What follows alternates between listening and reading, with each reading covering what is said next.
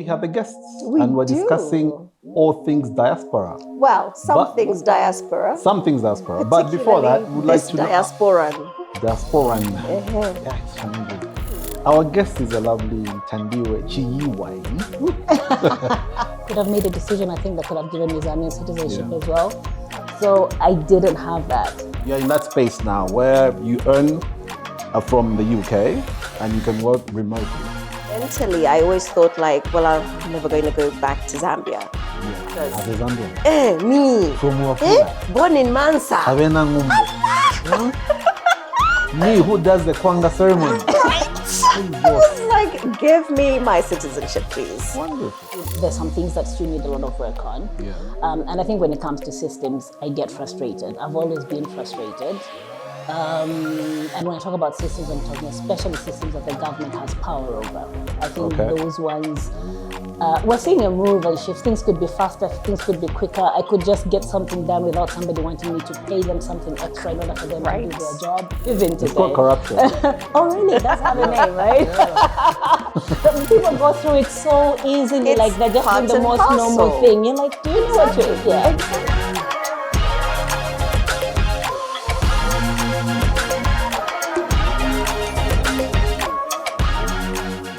Welcome to another exciting episode of the Zed101 podcast where we discuss all things Zambia. Today with my lovely co-host, Malama, Tanya Fuchs, we have a guest and we're discussing all things diaspora. Well, some things diaspora. Some things diaspora. But before that, we'd like to know... diasporan. Diasporan. Yeah, it's so commands. Anyways, how are you? I'm good. How are you? Good. How was your weekend? It was good. What did you not do? What did I not do? I did not go to a party I was invited to. But I did do drinking. So. With a lot of Africans around you. Drinking? No, by myself. Oh, why? Alone? Why? Why not? Why should you be alone? You don't like being alone. Judge me. I'm so judgmental. You don't like to be alone. Huh? No, but yeah, I was just chilling. So yeah, ended the night with some alcohol. Okay, cool, wonderful, wonderful. So are you going to tell us about the issue regarding the diaspora? You are one of those people. It's not so much an issue. Let me say, like, it's been an interesting experience coming back from having been in the UK a very, very long time. Yeah. And I think I felt like it would be a really interesting thing to explore when you come back to Zambia. How do people feel about it? What do people have to go through? And what stops people wanting to come back? Yeah. And what's making people want to start coming back?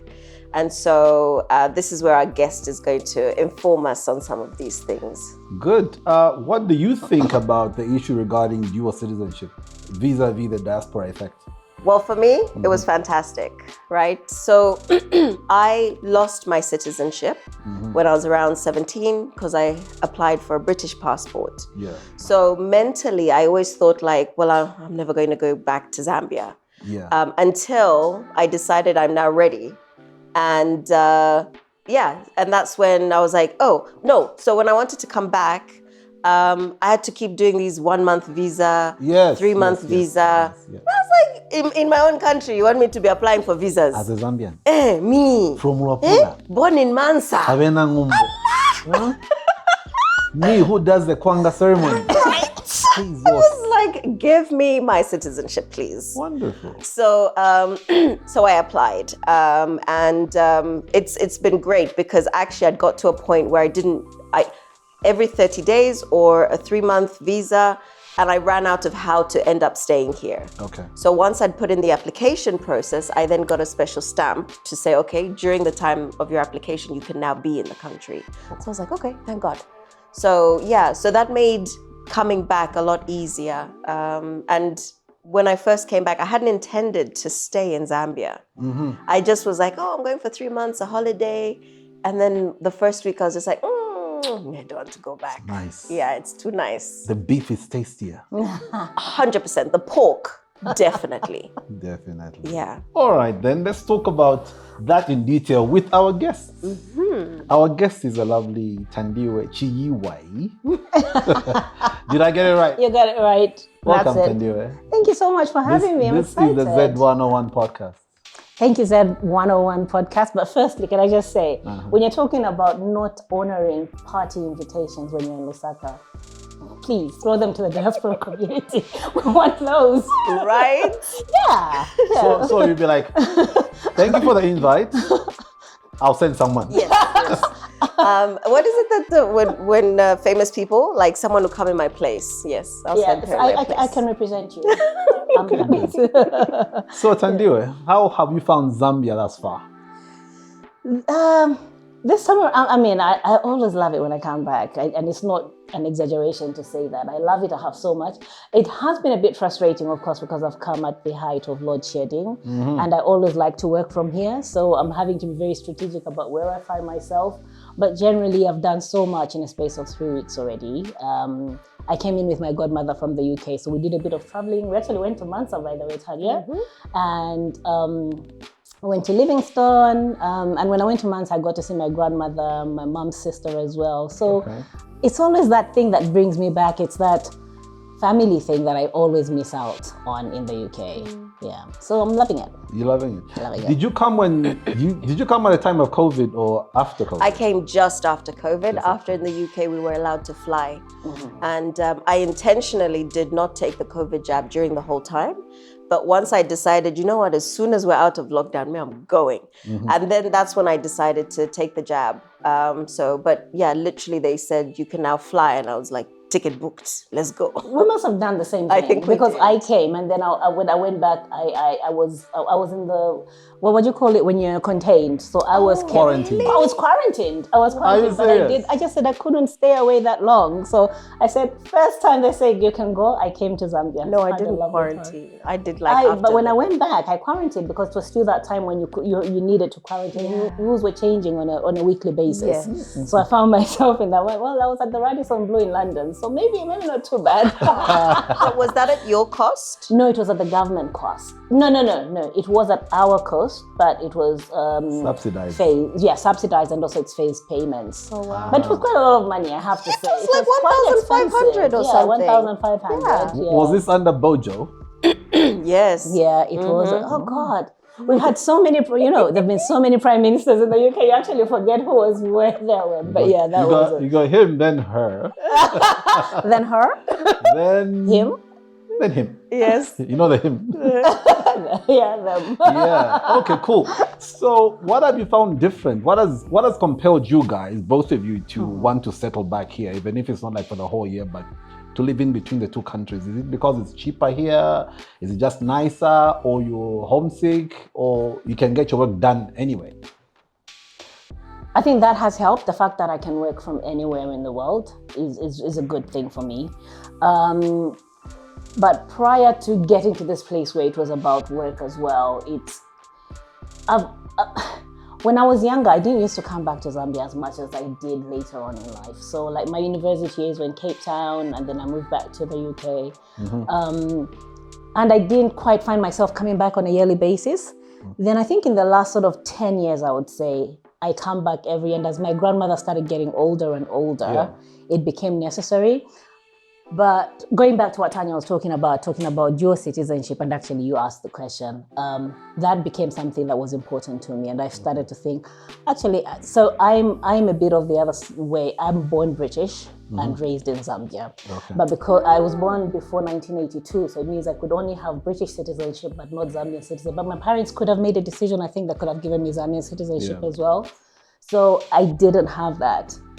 And I was saying like, no, that's my home, because I lived my formative years here. The people I know are here. And a lot of what I am is made here rather than in the UK. Okay. So but I guess it was a convenience of having British citizenship. Maybe that's why my parents didn't do anything much about it.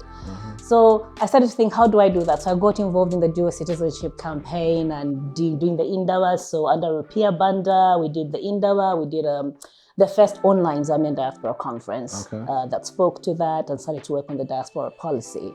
And that was because I really genuinely did want to come back and do that. And then move on years later, and now that we can get dual citizenship, I've kind of lost the that thing that, okay, what's the next thing to do? But yeah, that's where I'm at. Mademoiselle? No, and to that point, same. I had lost my citizenship and got involved with the embassy when they finally, so after all the Ndawa stuff you guys had done, I think it was definitely under PF, wasn't it? Yeah, they finally allowed the citizen, it was written into law, whatever. So I did the vote of thanks for that. So that's how I first got involved with all of that stuff. And from that event, the British ambassador at the time, Chanda, had basically said, why don't you guys who are here form a group? The Zambian ambassador. Yes, the Zambian ambassador. And so we formed like a steering committee. And so that's how I ended up chairing that steering committee. And then after that, going back to the UK, that's how we then connected on the events that you guys were doing. Yeah, absolutely. Yeah, but I have to say, Tanya probably forgets, but I knew Tanya before she knew me because she was also leading on another International Women's Day event. That was just amazing. You did a very good job of that. So that online event is when I first encountered you, but I was just a delegate at that. So you've been doing quite a lot of amazing work. Anyway. Famous. Yeah. Infamous. Yeah. Okay, so here's the thing now. What makes you think Zambia is better now? Is it as you expected when you guys have been abroad, were abroad? Is it as you expected? Was it as? What do you think? Can I add to that, Thandiwe? What did you think about Zambia back in the day, and how do you see it now? Like, what things did you experience, or like, what were the perceptions you had about Zambia? I think it was there were challenges. There were things that I thought could be easier. That I think have gotten a bit easier. But still, there's some things that still need a lot of work on. Yeah. And I think when it comes to systems, I get frustrated. I've always been frustrated. And when I talk about systems, I'm talking especially systems that the government has power over. I think those ones, we're seeing a move and shift. Things could be faster, things could be quicker. I could just get something done without somebody wanting me to pay them something extra in order for them to do their job. So things like that have always been an for me. Even today. It's called corruption. Oh, really? That's how the name, right? But people go through it so easily, It's like they're just doing the most normal thing. You're like, do you know what you're... Yeah. Exactly. So but hand on heart, I love Zambia. Like, I really do love Zambia. And I was one of those people who used to feel, there's enough people telling us all the bad things about Zambia. You could try and be one of the people who can also talk about the good things whilst you're talking about the bad things. So I've always been that person. Today, I love to see the shift. I spend a lot of time in rural areas like Lundazi, Lumezi. I'm not seeing the changes there in terms of infrastructure that I'm seeing along the line of rail. So that concerns me still. Someone actually said, don't think Lusaka is Zambia. Because when they come here, a lot of people will be like, wow. Now, for those of you who've traveled and lived abroad, it's not a wow thing. It's just, it clicks when, systems are not applied the way they should be. She has complaints regarding even the private sector. She can tell you about the internet companies. She's got a lot of issues with that. And I do agree. We get a raw deal when we're supposed to be getting a certain kind of service. They give us some nonsense and we still have to pay for that. Let's talk about, do you want to add on to what you said? I think some of the things that I was alluding to is the perceptions that we have about Zambia. Once you go abroad, it's like, this was my thing. I felt like I drew a line and Zambia never changed, right? And so you always like, no, the problem with Zambia is problem with healthcare.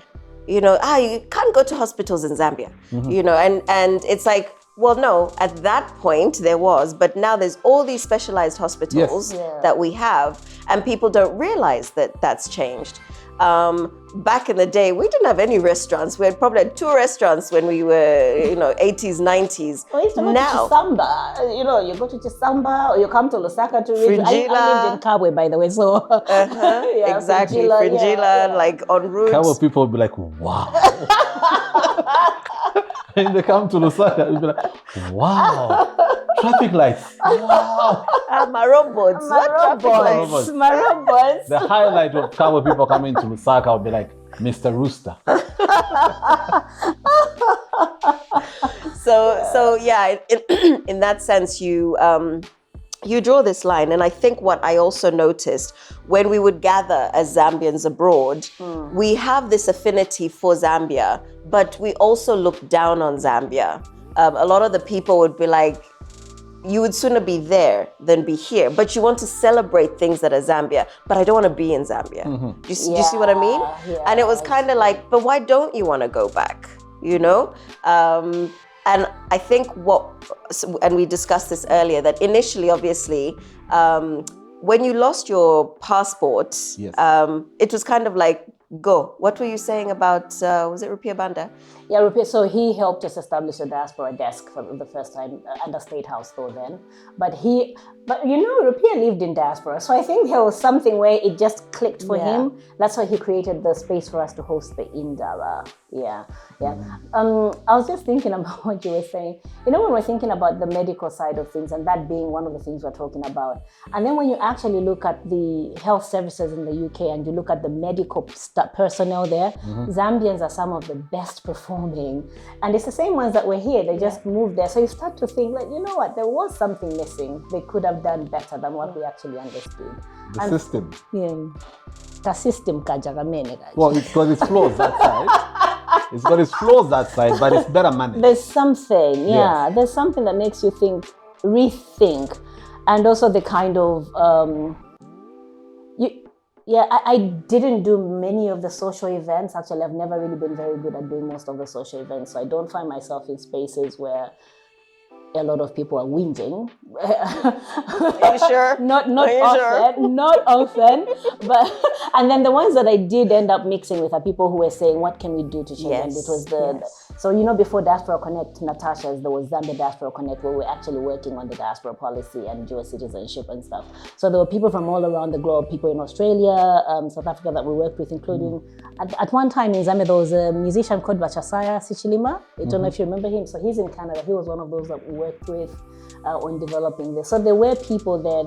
They're quite in the background, they just get things done. So there are people like that who just do things to make things better. And this is where your Zambians Together, which you chaired at one point? I was co-president. And was it you guys were raising money to repatriate some of the bodies during COVID? Something like that? You'd worked on that? Yeah, it wasn't even just repatriation of bodies. It was also just to support families that found themselves in precarious situations, because people were losing jobs, businesses, people were dying that were looking after people. So, we just really needed to rally. And also there was misinformation, just information disconnect, like what sort of information do you actually need? And we collaborated with the High Commission. I think that's the time you were with them, because I think they were very good at reaching out at the time, and you did quite a lot of that, I think.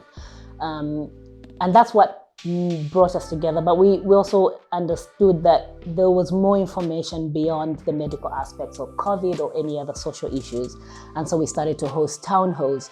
And those town halls were with agencies here, organizations here, or government bodies here. So like the Ministry of Tourism, for example, we collaborated with them in hosting a town hall for the diaspora. Like how can the Zambian diaspora invest in Zambian tourism, for example? How can we help amplify it? So relevant things that make us a part and parcel of the community that we actually do love, that we still belong to. what can we do? So we did you that. did a great job with those, and probably you're not. I know we're rushing through and trying to talk fast, but you did a great job with that, because I remember the Zambians Together was the first time. Maybe there was like 300 Zambians in the diaspora on the calls, and I know the numbers fluctuated, but I remember one time going, "That's a really good job." And it wasn't just in the UK; it was the Americans and all the different places. So you did a really good job of kind of bringing the conversations together. I think what it also highlighted is that attitude that Zambians abroad have, which is entitlement. And that irritated me, because it was kind of like, you should make it easier for us to buy property back home. Well, why? What are you doing? The government should do this. And it was kind of like, it showed me how there was this sort of entitlement or this assumption that the government should be doing stuff for the Zambians in the diaspora. And I always felt, but it's your responsibility to do learn more. What's on the ground. Exactly. How do you access that? Exactly. What can you do? What's on the ground that everybody else is accessing? And what makes you so special that you want to access it in a different way to what everybody else is doing at home? No, that was true. And some of the questions that would come up were definitely like that, of self-entitlement, like you're owed something, when in actual fact you should be putting yourself up. So here's the thing. I've noticed there's a difference in approach between Zambians living abroad in the diaspora and West Africans. There's a lot of West African pride about where they come from. How do you guys relate to, how would you comment, what would you say about the way Zambians look down on the country once they leave? Once they just leave the country, they will say, I can't come back that side. There's corruption, there's stealing, there's disease, there's whatnot. They don't say good things, but here's the thing. You go out there, find a Zambian working at a bar or giving aftercare and just doing menial jobs they can't do here in Zambia. Even if the jobs were available, they just couldn't do them. They carry themselves with this uppity nose, but when they're there, they're doing these low-ranked jobs. So what has been your feeling about that? Because you've encountered these people before. Absolutely. No, absolutely. And like I said, when I was a student, I was in that space where I was thinking, I don't have reason to go back to Zambia as often as everybody else. So I probably did have a similar mindset, maybe not just as extreme as looking down on it, but just feeling a disconnect a little bit. But what you said at the start was West Africans and their pride. And I can actually attest to that, because I work, one of my projects is on African theatre. And the people who lead in the African theatre world will predominantly be people from Nigeria or Ghana. And it's a space that has produced heavy hit actors, like people like the Idris Elbas, they've come from that school of learning. And they do that, they just get going with it and they take pride, but they don't lose who they are. They'll actually be the Nigerian that they are in your face. And they don't get, I don't know, are we hyper-colonized? What is it? I don't know whether it's I don't know what happens in Southern Zambians Africa, are not outgoing in that sense. We're very like, pretending. I remember when I first got to know Nigerians, I found them scary people. Because that's what we thought. We just thought, ni wakawala, For me, it wasn't that. It was just they're loud and they're abrasive and aggressive. And I'm like, whoa, me, I'm Zambian. We're very quiet and civilized, So I think that's more how we don't go into a room and dominate like they do. I think Zambians tend to just go and observe more. And whether it's the way that we've managed to come into the country, some people, like you're saying, people back in the day, what was the common thing was you got your holiday visa and then you never went home. So that's how people ended up staying in the UK. And then that's how now you start going, the only job I can get is a care working job, because they didn't care about like official contracts or visas and things like that. They would give jobs out easily. And that was the thing, Basata, when Basata came. And it goes, Mupipa fiama fiaba sungu. But that was what you had access to. But that's why he was pushing for the dual citizenship. Yes. Yeah. He did a good job of it as well. He started it.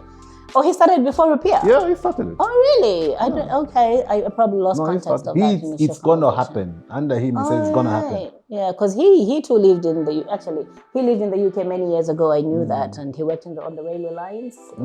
Yes. That's what I heard. Yeah, but Tanya, to your credit though, this thing, so it's hot where we are in Zambia, and Tanya has not given me a drink, but I'll say the first time I socialized with Tanya, she was not the quiet person she's saying she is. We were having laughs. I've never known her to be quiet. The only time she's quiet is when it's via text or email. And that's quiet. And that's if it's in capital letters, just know she's shouting. Capital, it's wild here. It's rough. Look at the capital. This one, Milo. We drank. We had good drinks in London that day. And I just said, this is my buddy. This is my. I just said, her and I will work. I kept quiet though. No, and as you say, I think it's that perception of Nigerians. But I think when we did that event when HH came to Zambia, to the UK for the first time, and we spit it out. The embassy had invited. The embassy had invited. I think I do. Is it Captain Morgan? No. With the Jamaicans, you were drinking Captain Morgan. No, there were no Jamaicans. It was just us, but I think the vibe, the strength, the passion. Exactly. But also the drive to deliver. But you and I are very similar. Exactly. Yeah, we work so well together. And I think that's what stood out for us, you know. And for me, I respect people who are like me. Me too. It's mutual, sis. There's love here. There's love. Work, you know? This shit will get done. You drop the F-bombs anyhow. Have I just done? No. Oh, no, then maybe not. She's strong, huh? She's been here for like an hour and a half. No, she did before we started filming. And then she goes, can I swear on here? I think you can, you can. No, I mean, look at me. I'm so demure. No! Yes, you are. Yes, but what I learned about the Nigerians, I don't know if it was a joke or something, but there's one reason they have to shout. They can't whisper in Nigeria. There's 210 million of them. Exactly. Whispering doesn't get you anywhere. Exactly. How loud are the Chinese? The Chinese, they just have a messed up but some accent. of them are loud. Have you heard them when they argue? And you're just like, oh, okay. Yeah, so but some of them are. I mean, because they're bigger population. Not in the Nigerian sense. The not Nigerian is wild. Yeah, actually, and you know, there are some that are less loud. The Nigerians. Yeah, and I wonder whether it's along regional lines. Like you find the theatrical ones, the creatives are more the Yoruba side, and then the Igbos are the more like the corporate world. When you hear the World Bank chakutis, those are these other groups. I know there are 100 and odd people. But at the end of the day, these guys are very proud of where they come from. Yeah. It's very difficult for them to talk down about their country. They will, yes. And the issue of going to settle back is easier, I've found this, than Zambians. I don't think it's even that. It's just a case of going to settle back. It's that there are vehicles for them to reinvest and to go, but they just have a system that just enables them to be part and parcel of the everyday life. They're also closer to the UK. They pop over to the UK to go to Pizza Hut. It's like a 4 or 5 hour journey for them, the flights. But for us, it's via Doha, via what. Okay, but we used to have London. We used to, yes. But that was like 7-10 hours or whatever that flight time was. I still liked it. Yes. I leave here at 7 but with a kiddie. But in terms I'm of landing the price, 19 hours and like no connection, nothing. In terms of the price of the tickets, Convenience, yes. We hear what we said. You remember there was a time when there was this thing with politicians saying, "Ndayaku for weekend, Nadia breakfast now when I'm to Zambia." It's not. You one of those ones. Then I didn't know that was said. That human being. That human being is not living so well. Who was that? Because these human beings talk a lot of crap when they're in power. Or when they think they've got some money. Once they lose that platform, they shut up or try to behave like us now. Yeah. So when you're in politics, you can say whatever you want, especially when, you think there's somebody backing you. Unfortunately, it doesn't work like that. And like I was saying, it's too far. Even that is just, what the heck is he saying? But like I was saying, from Lagos to London, if it's a morning flight, you go eat whatever you want to eat, then evening flights, you're back. Yeah. The way we do Lusaka Joburg. Yeah, essentially. Yeah. You go at 7, do your meeting, you get the late flight back, and you're done. Do you know the other answer to this question actually about pride and the shift? I think I'm seeing a bigger shift now, and especially with the younger people, they tend to have a bigger involvement in their identity as Zambians, even those that haven't come here before. But maybe it's similar to what you were saying about taking pride in something but not really identifying with it. There's something there, but these ones do identify and they take pride in it, and they wear the Zambian flag with pride. The world has become smaller since I was a child. You can see everything online now. You can see fellow Zambians of your age group. My nephew in the UK will relate to my nephew here. They'll like the same things. They'll do the same things. They'll talk about places that they can relate to. And there has been some kind of the creative industry here has also changed. Also, your social life has improved a bit. You know, when talking about where you can go and how you can spend time with family or with friends, that's more at par. But again, like I said, it's along the line of it. That's more at par with what the young people, Zambians in the UK, will see. So they have reason to want to come back. They have reason to come and be a David Kazadi in Zambia. 100%. You know what I meant? Yeah. And they've got a reason to be a Tanya or myself. There's room for me to still be a creative if I'm doing my creative work. Be here in Zambia and I can still work in the UK. And it's okay. I think it's okay to be that. Right. Mademoiselle. We used to have, I don't know if you remember, there was a period where people didn't want to be associated with being Zambian. Or if the mother was speaking to you, you wouldn't answer back in your local language. Exactly. And you're absolutely right, that has flipped, and this access to social media allows us to share and to see each other. And I think it actually was one of my motivations, because I would watch, remember during COVID, we were in lockdown, Zambians were out. And I was like, these motherfuckers having a good time, wearing their masks here. And I'm like, here. Just covering here. No. And then they're at a conference. Yes, and the chin. And they're at a conference. And we are locked down. And I remember thinking, God damn it, these guys are enjoying themselves. I also want to go and enjoy myself. And that was part of my motivation, I think, because, like I said, when you leave, you draw this line and you think that's the country you left. You know, when my parents left, Zambia was, inflation was really bad. It was before the rebasing of the currency. Theft was rife in Zambia. Like you couldn't stop at traffic lights. If you stopped at red lights, people came out of the ditches to take the car from you and things like that. So it was particularly bad when they left. And so I know my dad normally is like, I'm so glad we left, you know.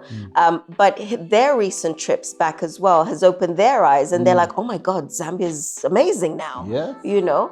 And I think that's what we want to try and highlight, that come back, try and come back and do more, because also it's the value we're bringing back, you know. I mean, everything I earn, I spend here. I don't spend it in the UK, but I'm getting my UK money, you know. And so if we get more people like that, we're helping the country in that sense as well, you know. There was a big thing about how much money Zambians used to send back home. And I think that definitely still happens. But now I think people are more confident to themselves come. Like everyone wants to build their own place in Zambia. Like when they're in the UK, they want to buy land and then build a house. 20 years ago, because they're still living in their one-bedroom flat in Peckham. You know? In the little box. Just say in the little box. The little box. But they've got, 5 acres of land in Chembe Valley or whatever these places are called. So they want to still have access, but I think they just aren't sure about the return. Exactly. How do you make it work? And that was what was interesting to me when we were talking that time because we always cross paths. Yeah. You're like, hey, how are you? When are you coming? I'm just leaving that same day. So like we always cross paths. And this was the first time you said, I'm coming for 3 months. Yeah. And she wanted to check it out. And I was like, excellent, because now you get to really experience it. You know, you get to enjoy load shedding, you know. I'm still thinking about that. No, I think I've worked my way around that. Exactly. I've worked my way around that. You will survive. I am surviving. I mean, if everybody else is surviving, then why can't I? You know, that's the thing. Like, I'm not exceptional. Yeah. That's what, if people here are surviving, why can't I? That's what I always ask myself. Thandiwe Chiyewe. It rhymes, huh? Thandiwe Chiyewe. So you guys are living you're in that space now where you earn from the UK and you can work remotely. What do you guys want to do? Do you want to encourage more people that you know, or do you want to form an association, or how do you want to do it? Would you encourage no associations more people? No more. Would you? Okay. Hell no. Let's squash that. I will say this: would you like to encourage more people, whether it's the UK or in the Czech Republic or wherever it is?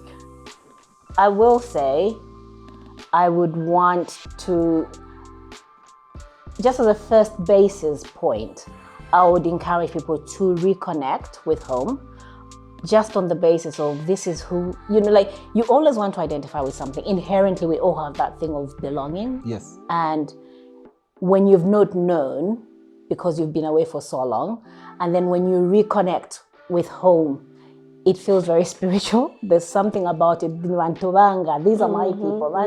You know, this is my language.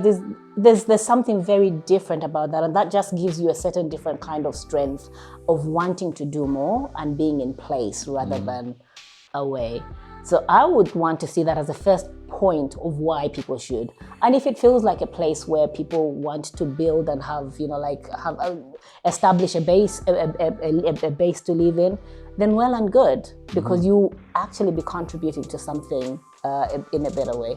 Yes, remittances were there, and we did have some we do have some high numbers of remittances, but frankly speaking, the world is no longer a place that restricts you and confines you to one place. You can be everywhere and be something that contributes to society.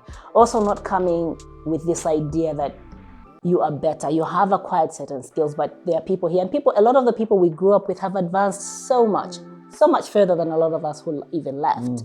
So it's a case of come and learn, come and see what everybody else is doing and learn as well, and see where you fit in or where you can create another space that is relevant to where we are today. So that's what I would say. Great.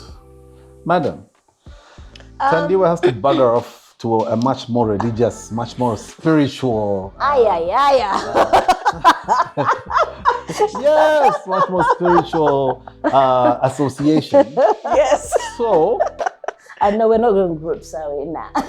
But go. So would you like to have some final remarks before she buggers off?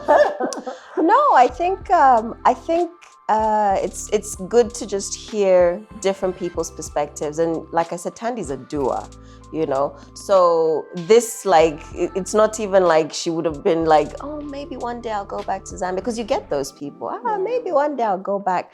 Like, you just do, right? Yeah. And then when you arrive, and then you encounter the issues, you deal with them, you know? And I think the transition for everyone now is so much easier. And I think I like seeing that you've come back. I like seeing others have come back. I think what we still don't know is how we can make it work to let go of the UK income. I think that's the biggest struggle. Yeah, and because like one of the things I said was Zambians are overqualified and underexperienced, right? Because they have a PhD in what, but they've never been able to solve some of the big problems in the companies, or whereas we've worked in companies that are big companies. I don't have the qualifications. I dropped out of doing my degree, but I know that me versus a marketer here, I know that I can do the job better than them. Yeah. But I don't have PhD on my CV. So the assumption is like, because I don't have that, what kind of job am I likely to get if I just work over here? Yep. So I'll keep that job. It's paying me good money because I know I won't get the same amount of money here. So that's the struggle, I think. Okay. Yeah, there's an obsession with titles that is really not something which, I mean, a whole topic for another day, but even things like being an entrepreneur, I don't think I had the foundations when I was growing up in my formative years here in Zambia that said you can be an entrepreneur and not really aspire to work for somebody. But this generation, they're doing that. 100%. These young people, they're doing that. I'm assuming the people behind the cameras now are doing that. Yeah, exactly. I met a young girl. So it was introduce yourself, with the networking things. Yeah. So I'm an entrepreneur and I'm a model and I'm a Yango driver. I was like, is that what entrepreneurship is now? She is busy. Multiple sources, multiple streams of income. Exactly. But I was just amused by the intro, concept of entrepreneur. Yeah, because being a younger driver is you're doing some business kind of thing. Yeah, Exactly. I'm assuming she's working for herself. She was. So I don't know. That was all that I remember about her. Okay, she was still processing stuff. Oh, bless. Entrepreneur? Are you sure? Then you know what she did? This one. She walked away. She walked away. Oh, Tanya. No, I didn't. No, you were. She walked away. She was like, Okay, but you "What laughed entrepreneur?" still. You too. Same WhatsApp group, guys. No, that's fine. That's fine. Thandiwe, it's been great having you here. It's been We lovely. hope you will come back with another topic, a much more salacious one, if you like. Where is the wine going to be provided this time around? Definitely. You have a date. 4 cousins. Oh my God. I rebuke that one. Zambia women drinkers in Zambia. 4 cousins. And proud. Wait for it. Wait for it. Sell a cask. Oh, I don't know that one. I used to know it when I was a student. You would know it as a student. If you'd studied anywhere in the southern region of Africa, you would know Sela Cask, Autumn Harvest. I should say thank you for having me on the show. Because of that, I'll come when you bring Fimbi. We'll specially serve those for her. I think you have one. She's definitely coming back. Thank you very much, Thandiwe. Thank you so much for having me.